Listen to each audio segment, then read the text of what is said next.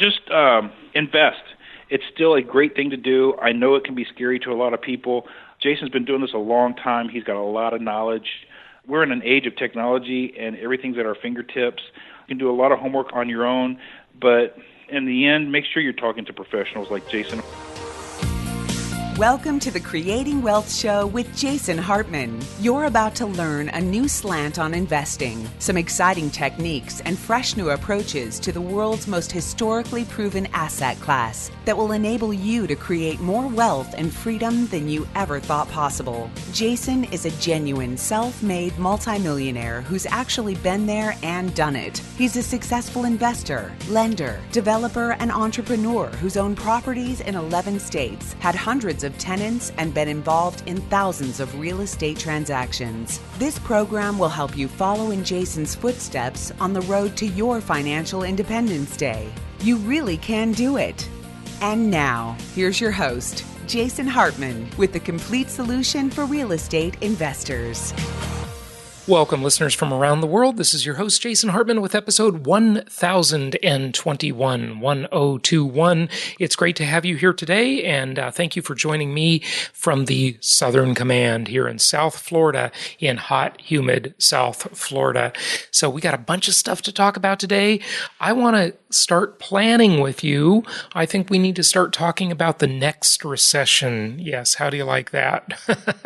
This will be a very happy topic today. Yes, let's talk about the next recession. Let's talk about the Supreme Court. Let's talk about this new demographic of buyers, the rise of the older single female home buyer and renter. Some interesting stuff there. Walmart has been awarded a patent for blockchain-based medical record keeping. The walkaway movement. Have you heard of the walkaway movement? Check out that hashtag on social media. Hashtag walkaway. Pretty interesting stuff there. Identity theft, America's oldest man. This is a very sad story. Why am I sounding cheerful? I shouldn't sound cheerful. This is terrible. But we talked about identity theft recently, folks. And now the oldest man in America has just become a victim of identity theft. There's a crowdfunding campaign going on for him. I'm sure he'll be okay. In fact, he'll probably be very enriched by it, as Americans are such good people and come to people's aid. So a bunch of stuff. We're going to talk about that, a lot of other things. But let's get busy planning for the next great recession. Well, it probably won't be a great recession this time. It'll probably be kind of boring compared to the last one. And that's a good thing, right? So I've got Kerry Lutz here with me to talk about that today. Kerry, how are you? Hey, pleasure to be back, Jason. It's good to have you. So 10 years ago, we went through the Great Recession. It's been 10 whole years already. It's been a decade. A decade has gone by.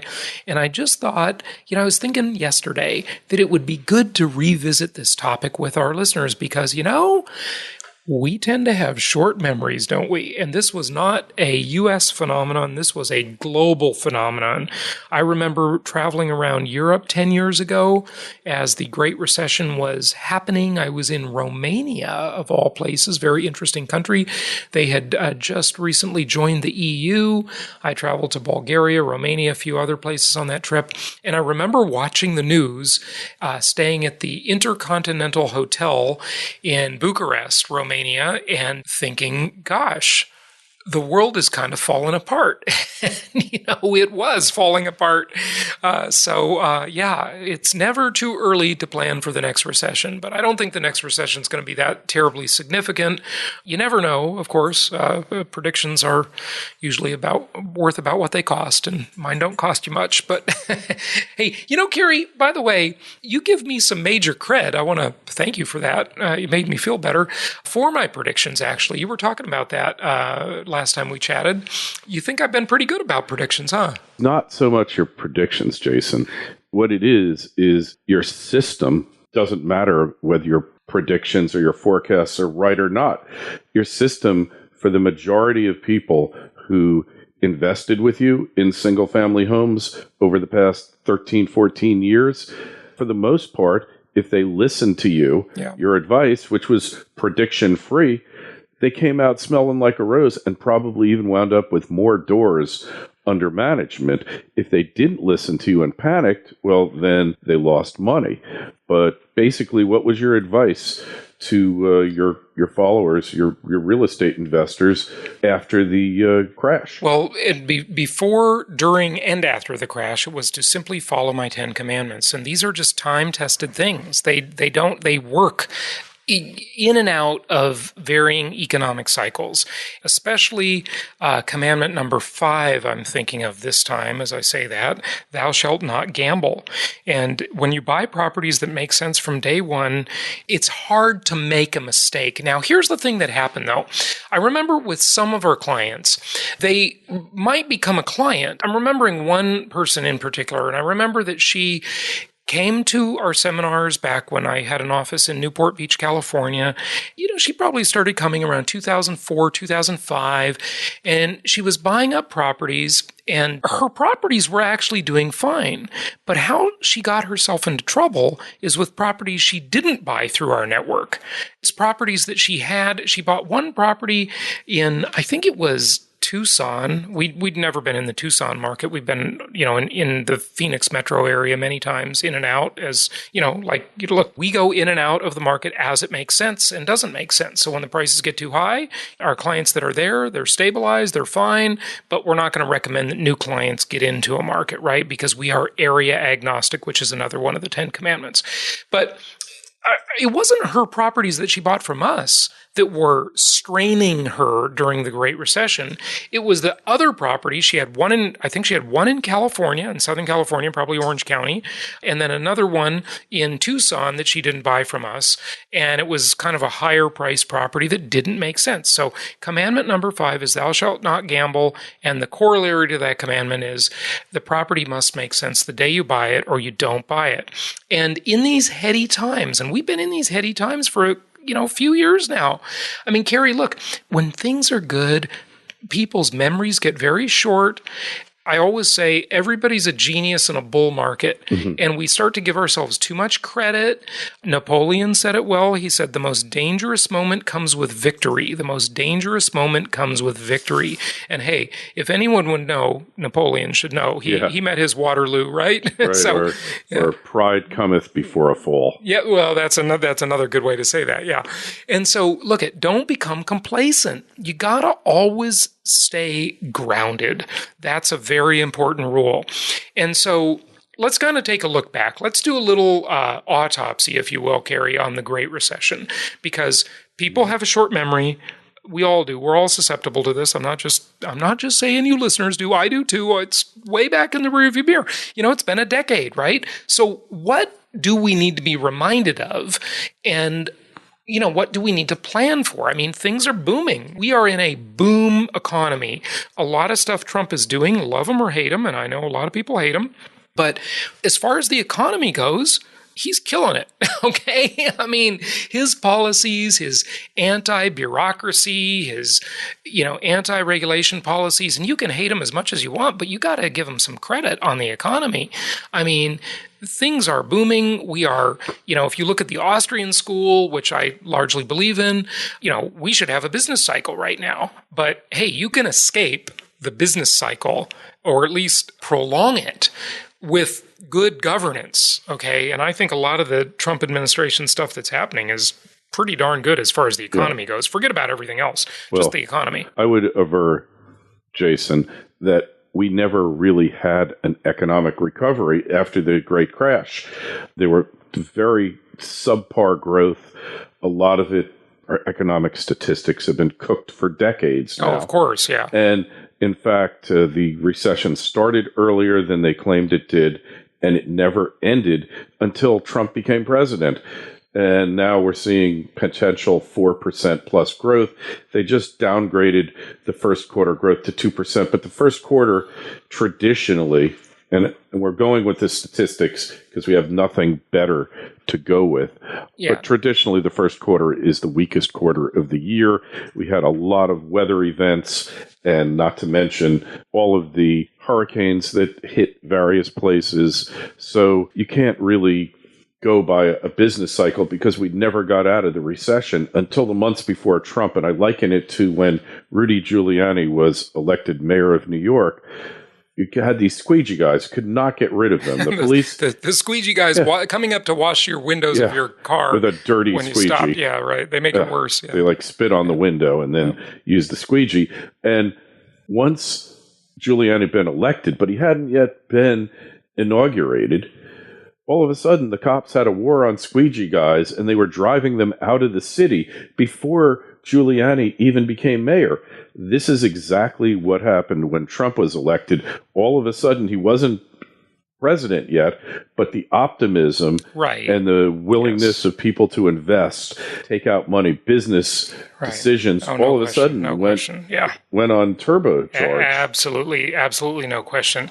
Okay, so let's not go too far on the Trump thing, but I do want to mention one thing, Kerry. You brought up a good point, and one of our clients, Aaron Kopelson, reached out to Drew Baker and I the other day on Voxer, and he was talking about insurance and how insurance rates were escalating. Look at folks, don't just stand by if you have your insurance company send you a renewal notice with a much higher rate. Talk to your investment counselor. We can help you with that.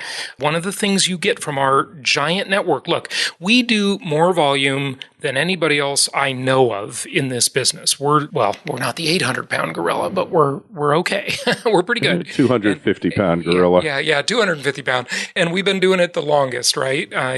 But by the way, the other lesson of this is don't take advice from people that have only been through one cycle. Okay, I've been through 3 cycles now. I've been doing this a long, long time, and just in the investment-only business since 2004. But the insurance companies are definitely trying to raise rates and get you for this and that. And if they're not raising rates, this is another concept of inflation. You know, Kerry, how the bag of potato chips gets lighter. So maybe the price didn't go up, but the bag is smaller, and this is happening in everything. The same is happening with your insurance policies. There's more exclusions, there's more extras, riders, things that you got to add on that you didn't have to pay for in the past that now they're asking you to pay extra for, or they're just not giving you at all. So shop for insurance, contact your investment counselor through jasonhartman.com. We can help you with insurance. We've got the biggest network of anybody out there, and we've got good providers and good advice we can share with you on that. Okay, so back to the Great Recession. So we look at where we are now. Many economists are saying 2020, 2021, we're in for another recession. Look, at the reality is nobody knows. But what we do know for sure is it's going to come again. So let's dissect a little bit and just bring our memories back in time, 10, 11 years into what happened before. So the last recession, now, Kerry, I'm kind of wondering, we've never talked about this. I'm wondering if you agree with me on this. I say it was a 2-pronged event. The first part of it was the mortgage meltdown. That was the first thing that happened. Mm-hmm. But the second part of it was the Wall Street hijinks, okay? I predicted the mortgage meltdown. And listen, I wasn't the only one, okay? There were other people that predicted it too. Mm-hmm. It was just obvious. The loans were so liberal, it was absurd that, fog a mirror, get a loan. It's just, there's liar loans. Liar's loans. There's going to be a foreclosure crisis, and those are the no documentation loans. There's going to be a foreclosure crisis. Obviously, that was kind of easy to predict. You knew that the 3-1 arms and the 5-1 arms would start adjusting in late 2005. That was kind of easy to predict. Nobody noticed it. I said it was going to happen in late 2005. I sold my other company to Coldwell Banker. We closed the deal. Listen to this, folks. November 11th, 2005. And looking back, everybody said my timing was incredible. Mm-hmm. And it was pretty good. But nobody noticed that the real estate market had slowed down until the following spring, till about March or April of 2006. But what I didn't know, and what very few people knew, was what was going on in the inside on Wall Street. The way they were bundling loans and pools of loans and selling them multiple times. And there were these fake pools where there was no collateral in the pool and they couldn't even find the files. And it was just disgusting what was going on. Thoughts? Yeah, well, I kind of knew it was going to happen. I was in Vegas, and at the hotel, there was a sea of taxis. I've told this story many times. And on top of each taxi was an ad, 3-bedroom. Oh, high-rise condo, yeah. This was 3-bedroom, 2-bath townhouse, no money down mortgage, interest only, $693 per month. until the interest kicked in. And I think at that point, you probably had negative amortization on these mortgages because they were teasers. And my partners had one on each side. I said, the real estate boom is over. They're running out of customers. This is the only way they can get them. It's the last gasp. And then you had these stated income loans. Wage earner. It's one thing if I own my own business, stated income has a place. But when you're a janitor working for the Clark County public school system, and you state that your income's $350,000, so you can buy a $1 million house. That's probably not a good thing. No, you're probably going to get into trouble with that. By the way, I always like to explain things. I know many of you know this, but amortization, of course, amort, the Latin word to kill the mortgage, meaning you pay it off with principal and interest. Negative amortization is when the principal balance actually increases. Now, you don't see these neg-am loans anymore, but they'll be back. We always have a short memory, so we'll see them again in the future. Trust me, they'll be there. You don't see them right now. But we had this sort of two-pronged set of events that caused the Great Recession. And so many people just walked away from their homes, and they were simply just walking. I interviewed a couple of strategic default companies on the show. About 12 million Americans took advantage of this, and rightfully so. I mean, I think they should have. I took advantage of it. I remember I talked on the show about how one of my lenders that had maybe 8 or 9 loans on 8 or 9 different properties I owned, they sent a totally unsolicited letter to me and to all of their other borrowers. I couldn't believe it. I couldn't believe this. I thought there must be some incentive from the central bank or the regulators, or it was just like advanced planning or something. And here's what the letter said. And I talked about this on the show. If you listen to the old shows or the Flashback Friday episodes, you'll hear me talk about this. It's on there. The great thing is all my stuff's been recorded over the last 13 years or so. And they sent this letter to everybody. My payments were all current. Everything was on time. It just said basically, hey, we know times are hard. If you want a lower interest rate, just give us a call. And they were like just handing out free loan modifications. You didn't even have to be in trouble. Now, most lenders required you to default, where, they basically told you if you called them up and you called B of A or Countrywide, Countrywide was like the biggest offender. They just basically said, look, if you stop making your payments for 3 months, we'll modify your loan. This was a bit of a dangerous game of chicken because you could end up losing the home in foreclosure because they would do this 2-track thing. And a lot of people, there was a lot of litigation over this, of course, because it was wrong what the banks were doing. And, the banks are all a bunch of criminals. Okay, the banksters.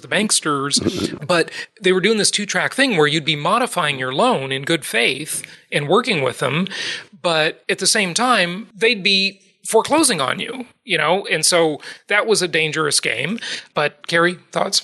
Yeah, so there was a lot of nonsense going on with these banks. And in this case, they simply encouraged more people to default and to ask for loan mods. I'm sure everybody with a mortgage during that time period, whether they were current or not, asked for a loan modification because that was no one even knew what a loan modification was. Yeah, a loan mod. Until then, yeah, right. Loan mod. Yeah. Nobody knew about mod. Nobody knew what a loan mod was, but they learned. I knew what a short sale was because as a traditional realtor in Irvine and Newport Beach, California, during the 90s, I did a bunch of short sales, 64 of them to be exact. I counted because they were miserable experiences for my clients. And I just couldn't believe how they were sitting in their house, living there for free for, 6-9 months. But it was worse this time around, or last time around, I should say, in the Great Recession. People in Florida and New York were living in their houses, Kerry, for 3 years, not paying the mortgage. And then they would get a bailout at the end. So the lesson here is debt is your friend. Just manage it properly. And it always offers options. You make the lender your partner. Now, should you feel bad about this? I say no. I used to think yes. But here's why.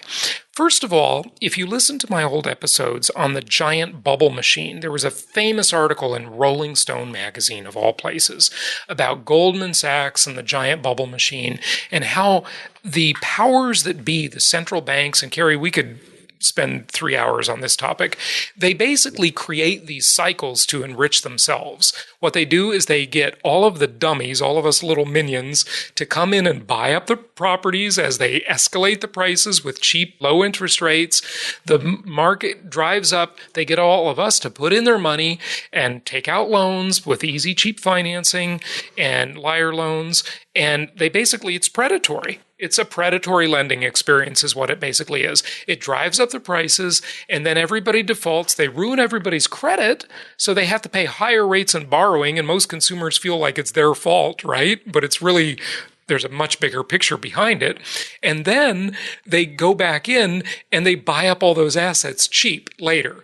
And then they ride them back up, and they're doing it right now. Look at all these institutional players in the real estate market. I mean, Blackstone, Invitation Homes. I know. Yeah, it's Invitation Homes. They bought them for nothing. All over Florida, all over the country, but especially Florida. And they're the biggest landlord in the country now. Florida, Vegas. Or at least biggest single-family home landlord. Florida, Vegas, Arizona. I mean, they bought it all over Florida. It's mind-boggling. And those houses were worth nothing when they bought them. They were just taking them off the books of these banks that vaporized. Hey, I just talking about... Remember, Kerry, have you ever seen the movie? It's on Netflix. It's called 99 Houses or 99 Homes. Yeah, you got to see that. Takes place in Orlando. Yeah, go ahead. Yeah, good movie. Yeah. And just like The Big Short. Yeah. So... Or Margin Call. Another one you must see. Margin Call is a great movie. I love that. With Demi Moore and... Demi Moore's in that? Demi Moore was in it. She still has a career? I never seen her anymore. She was in... That was a kind of a low-budget B-class movie. But it's a good movie, though. Who was in it? Was Michael Caine in it? I don't know. Anyway, go ahead. Anyway, you should see it. So I have a friend to this day. She hasn't made a mortgage payment in close to 10 years. This is your friend in L.A. you told me about. Yeah, in L.A. She will go nameless. Well, she just filed a Chapter 13. Oh, my God. But mind you, like the weirdest thing, this is a case of the documentation of the mortgage, the assignment, all that stuff being corrupted, them probably not even having the original docs. Almost certainly not. So they never really, they kept putting it on the foreclosure calendar. Notice of foreclosure. Total scam. On L.A. County. And then 3 days before, they kick it off to the next month. And they did this for 80 months. And finally, they said they weren't going to move it anymore. So they never took an affirmative act to foreclose, but they forced her to move. All right? That's what's interesting. Right. They forced her to take the action. She has to bring the adversary proceeding in bankruptcy court. And she has to prove what they did was wrong. They never had to prove what they did was right. Which it clearly wasn't. So this is like passive aggressive behavior from the banks. From the bank. And I told her, I said, I don't believe that they would have foreclosed on you anyway. I think they just told you they were going to, so you would make the first move. Because all they got to do now is just respond to your allegations rather than making their own allegations. It's not fair. The way the thing's set up is these banks are criminals, okay? But let's not forget, Jason, she got 10 years rent-free. They've been paying her property taxes. It hasn't been too bad for her either. But there are certainly a lot of deadbeats that take advantage of the system. There's no question about it.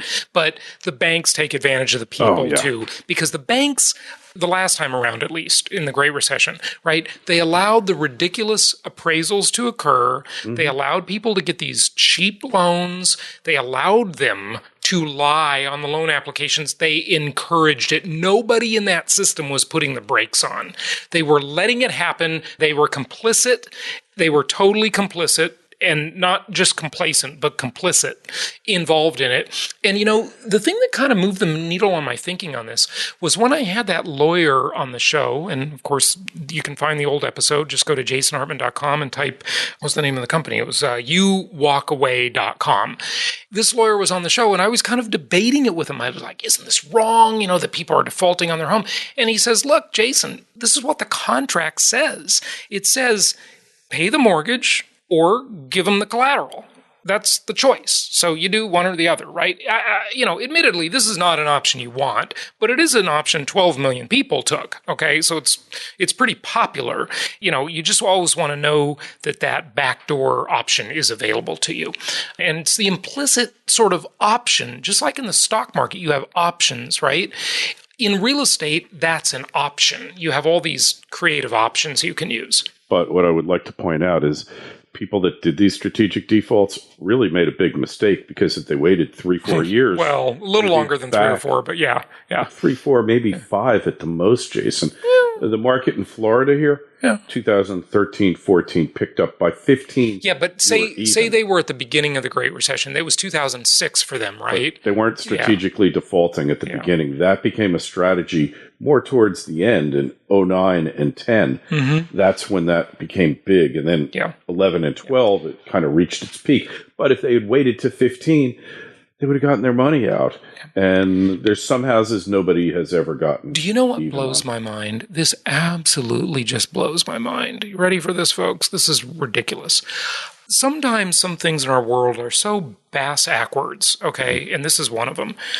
How is it that these mortgage companies, with these giant portfolios of billions and billions of dollars worth of loans, staff their call centers with $4 an hour people in the Philippines that don't understand what's going on? It's like mind-boggling to me that they don't have real people. Like when Countrywide / B of A got their act together during the Great Recession, and they said, look, we want to do workouts. There was a time about maybe 2010 that they got their act together. And they said, look, we want to do workouts. And they had a English-speaking person in, Woodland Hills, California, that actually was a thinking person, not reading a script.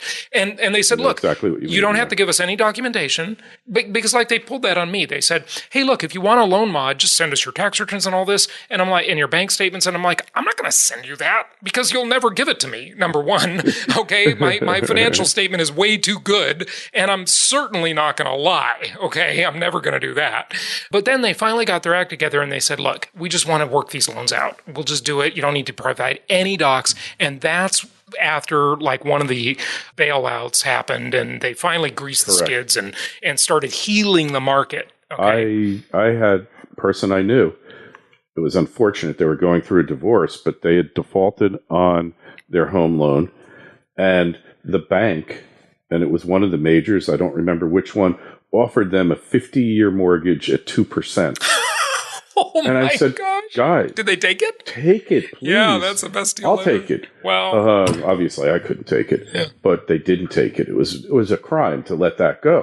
Because at 2% interest. For 5 decades? Wow. 50 years. Do you know who the lender was? Wow. It was a major. I think amazing. It was Chase. Wouldn't say for sure. And maybe the Chase, the scumbags guilty of the robo-signing scandal. Remember when they audited Chase? There was one. This is how scummy and disgusting the banks are, folks. Just remember some of this disgusting, sleazy, illegal, unethical behavior the banks were pulling. Chase had one human being in the entire country that was signing off the robo-signing of all these foreclosures. And they did the calculation that person would have had exactly like 2.5 seconds to spend on each set of loan docs and sign off on the foreclosure proceeding. I mean, it was just a complete scam. Yeah, total scam. And I might be wrong. Maybe it was 30 years they gave him, but it was an inordinate 2%. Still a great deal. Okay, take that back. It was 40 years at 2% because they just didn't want the house back.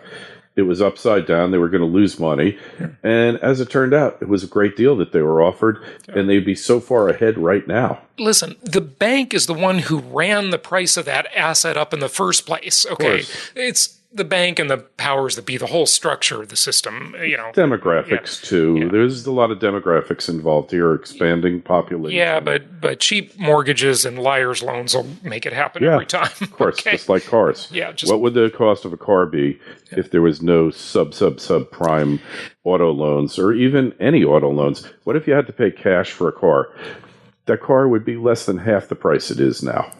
And don't get me started on student loans. Imagine if there were no student loans. Yeah. My sister in the 60s, when she went to Douglas College, which was part of Rutgers, she paid $50 per semester. Yeah. And I think housing was like another 35. If the lending dried up in any asset class, the price would adjust to the real market. And that's exactly what should happen, especially with student loans, because that one is probably the biggest scam of all of them. And real estate loans. Yeah, no, we I should agree. have the natural rate of interest. Back in 2010, 2011, I was saying I hope Fannie Mae goes out of business. And this would not be good for my self-interest, by the way, okay?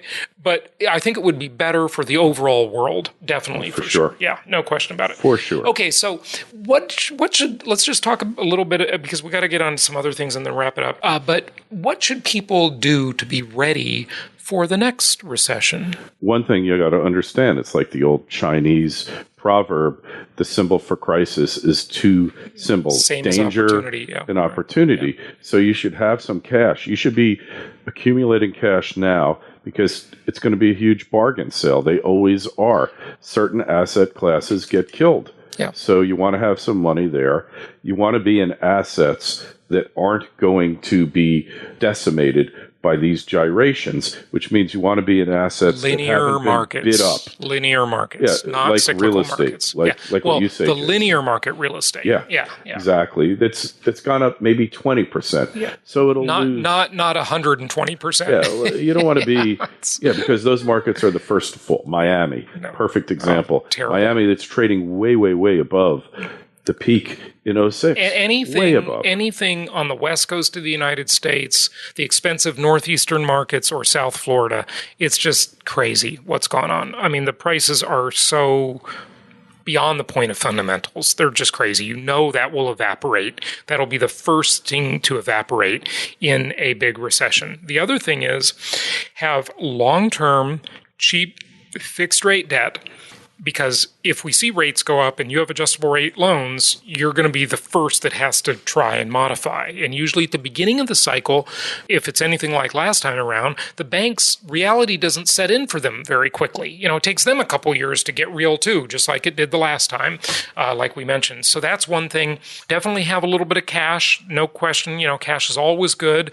If you really want to get into it and you think the sky is falling, you can listen to my Holistic Survival show. Yeah, well, that's a whole other topic. Look, it could potentially be bad. It could potentially be worse than the last recession, even though it won't be real estate induced, because we've got. It's not going to be real estate induced. Yeah. Hugely inflated securities markets, housing markets, to some extent high end. In the cyclical markets. The cyclical markets, we've got art and collectibles booming. People are getting dumb and overconfident. And paintings going for $450 million. So you see lots of inflated assets and a lot of securitized assets. It could well be student loans. There could be any number of black swan events triggering this. See, this time around, I think as far as real estate goes, the banks, even in the highly cyclical markets, the banks have been pretty conservative. I think the banks are pretty solid. Like most of them have done fairly well in that stress test they just did. A couple of them didn't do well, but most of them did pretty well. Like a bank that sounds obscene, but it's called Deutsche Bank. Yeah. They didn't do too good. They didn't do so well. But so it's not going to be the real estate probably this time around that causes the next recession. But you know what I think, Kerry, could be the auto loans. There's been a lot of subprime lending in auto loans, the student loan debt bubble, but also the automation and robotics bubble. We've talked a lot about that on the show. It's hard to know how that's going to play out. But look, I mean, there's that whole concept of UBI, Universal Basic Income. We've talked about that on past episodes. There could be a lot of people displaced with some of the amazing technologies coming our way. And that could be a really big part of the next cycle, I think. And let's not forget rising interest rates and unserviceable government debt. The state of Illinois could default on their pension plan one bright sunny morning. But we'll see bailouts. It's just like the California, all these mismanaged municipalities and states. I mean, the feds will just bail them out. We got a difference here because most of the really badly marginal states are blue states. Well, that's true. And I don't think for some reason that President Trump is really going to be interested in bailing out the great state of Illinois or California. you saw that with the salt thing. That was like an attack on. That was like an FU to California, New York. Well, just to comment on that. That was Chuck Schumer and Nancy Pelosi's own fault, because all they had to do was work with the Republicans, and that was put out as a sop to say, hey, if you don't work with us, it's going to be cut. The salt deduction is going to be cut to $10,000. So work with us. Yeah. It was an invitation. Yeah. And these morons, I don't want to get political, No, you're but right. if you're in a blue state, that's who you have to blame, not the Republicans. Yeah. It was an invitation to work with us.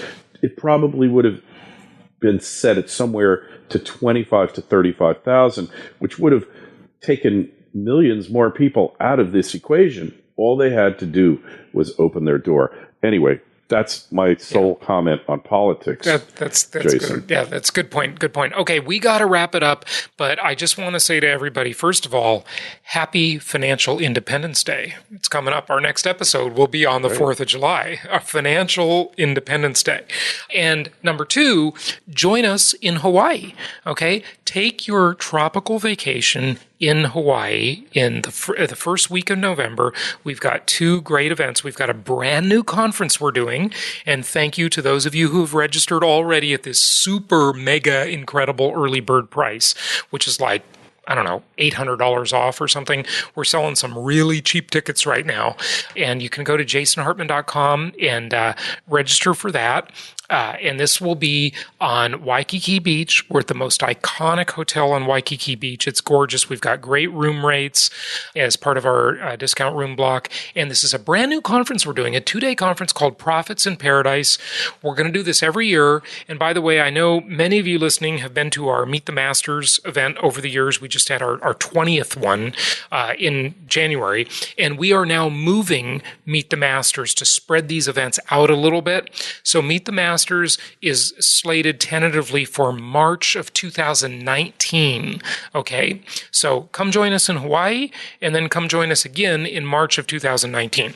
Okay, so jasonhartman.com for more info on that. Contact your investment counselors for anything you need. And thank you so much for joining us today. Happy investing. We'll talk to you on the next episode.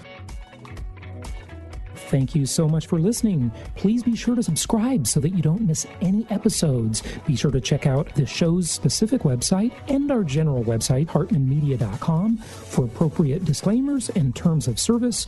Remember that guest opinions are their own, and if you require specific legal or tax advice or advice in any other specialized area, please consult an appropriate professional. And we also very much appreciate you reviewing the show. Please go to iTunes or Stitcher Radio or whatever platform you're using and write a review for the show. We would very much appreciate that. And be sure to make it official and subscribe so you do not miss any episodes. We look forward to seeing you on the next episode.